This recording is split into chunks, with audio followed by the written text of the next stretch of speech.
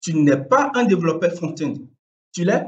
Alors, est-ce que tu maîtrises des notions, des outils minimum qu'il faut avoir avant de se déclarer comme développeur front-end? Devenir développeur front-end demande la maîtrise de plusieurs technologies, des notions et des outils. Voici des éléments essentiels à connaître au minimum pour exceller dans ce domaine. Il faut connaître d'abord le HTML pour la structure et la sémantique des pages. La maîtrise du HTML demande à ce que, quand tu donnes une maquette, tu sois capable de pouvoir structurer les différents éléments de cette maquette dans des balises pour que, dès que tu vas commencer par faire la mise en forme ou bien le dynamisme, tu puisses être capable d'écrire ton code CSS ou bien du JavaScript sans problème en se basant sur la notion des classes et des identifiants. Après, il faut maîtriser le cascading style sheet, c'est-à-dire le CSS que tu vas utiliser pour la mise en forme, la présentation des éléments HTML. Utiliser du CSS, la maîtrise du CSS demande des notions plus avancées en 2023. Notamment, il faut connaître d'abord ces deux classes, ces deux éléments, le positionnement. Il faut maîtriser, bien sûr, la déclaration des variables. Il faut maîtriser la notion des fonctions. Il faut maîtriser des flashboards et des CSS grid pour la mise en page flexible et complexe des éléments sur ta page. Il faut maîtriser aussi le responsive, c'est-à-dire le media query que tu vas utiliser pour rendre les pages web adaptatives en fonction de la taille de l'écran. Après avoir terminé avec ça, il faut maintenant passer au JavaScript pour faire la maîtrise du JavaScript, le langage de programmation essentiel pour le développement du front-end, ce qui permet d'ajouter des interactifs, de la manipulation du contenu de la page. Et je te dis, en 2023, maîtriser JavaScript demande beaucoup de notions. D'abord, il faut maîtriser la déclaration des variables, c'est-à-dire la différence entre le var, le let, le constant. Il faut maîtriser la portée, la notion de la portée des variables, le hoisting. Il faut maîtriser très bien le DOM. Comment il faut parcourir les différents éléments HTML ou bien le DOM depuis JavaScript. En plus de ça, il faut maîtriser maintenant l'interaction sur des éléments HTML, c'est-à-dire les événements, les différents types d'événements. Il faut maîtriser après la déclaration et la définition des fonctions fléchées.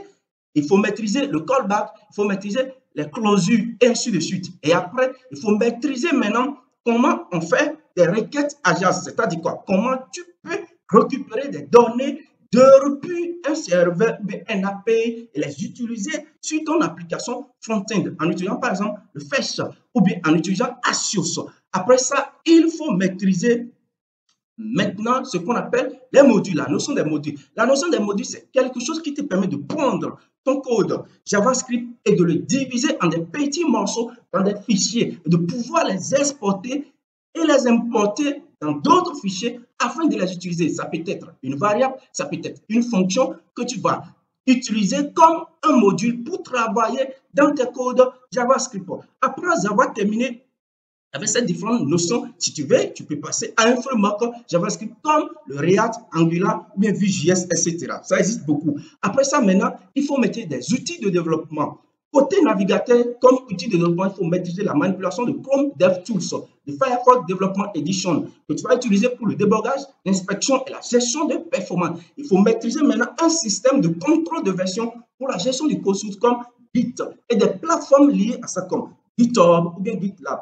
Pour maîtriser maintenant la gestion de dépendance du projet, comme NPM qui est notre package manager ou YARN. Après tout, il faut passer après maintenant l'utilisation des préprocesseurs et des post-processeurs CSS, comme SAS ou LESS, qui va te permettre d'écrire du code CSS plus efficacement avec des fonctionnalités telles que des variables, des missing et des fonctions. Il faut maîtriser aussi le post-CSS utilisé pour automatiser et améliorer les tâches de post-traitement. Après tout, maintenant, il faut passer au gestionnaire des tâches et des builds. C'est très important. Il faut maîtriser ça. Sans ça, tu ne peux pas dire que tu es développeur front-end. Il faut maîtriser le Webpack qu'on utilise pour la gestion des dépendances, la compilation du code et la création des bundles.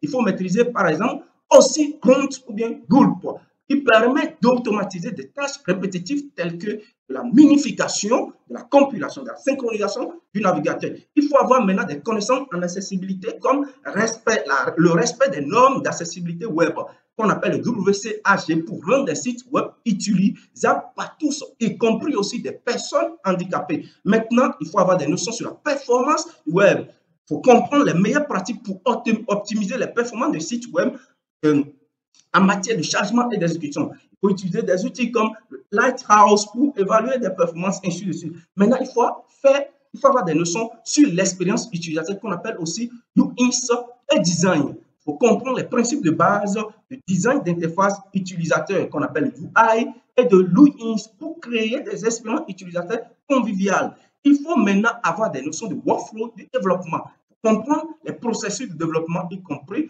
la gestion des versions, la gestion de projets, la collaboration avec d'autres développeurs. En dehors de ça, maintenant, il faut maîtriser les outils de test et de débogage comme des tests unitaires, des tests d'intégration, des tests de valeur et autres. Quand tu maîtrises toutes ces notions, maintenant, tu peux maintenant te déclarer en tant que développeur front-end.